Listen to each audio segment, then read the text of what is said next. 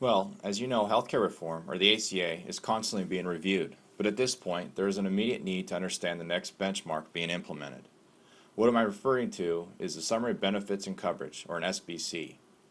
Employers that offer a standalone medical plan, or have a medical plan that combines a secondary plan to make coverage affordable, this is a good short video on what they need to know.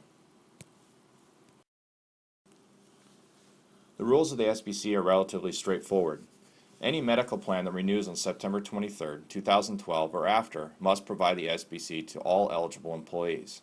One of the wrinkles to be aware of is that for new hires that become eligible on or after September 23rd, they must also be presented with the SBC.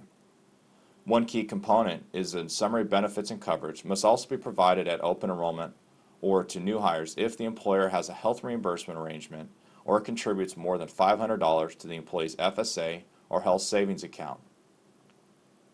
There are no exceptions to the SBC rules, even for the employers that self-administer an HRA or an FSA. But if the employer does not provide these documents, they do face penalties or potential penalties up to $1,000 per violation.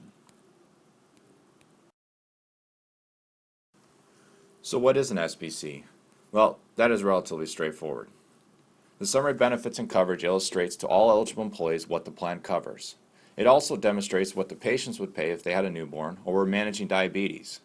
Some of the stricter parts of the document is that there must be no more than 4 pages, use 12-point font or larger, and be delivered in a common language to all the eligible employees. Common language also means the SBC will need to be provided in multiple languages depending upon the county the company resides in. One would expect the SBC to be created by the insurance carrier for the employer, but in the case that a health reimbursement arrangement is offered and administered by someone other than the carrier, that administrator will need to create the document for the employees. This also includes for employers that contribute more than $500 to the HSA or FSA. So just a couple of quick things to remember. September 23, 2012 is the start when all this goes into effect.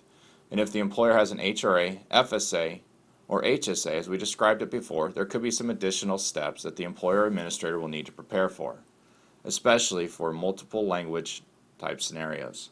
If the employer is not prepared, potential fines could be outstanding.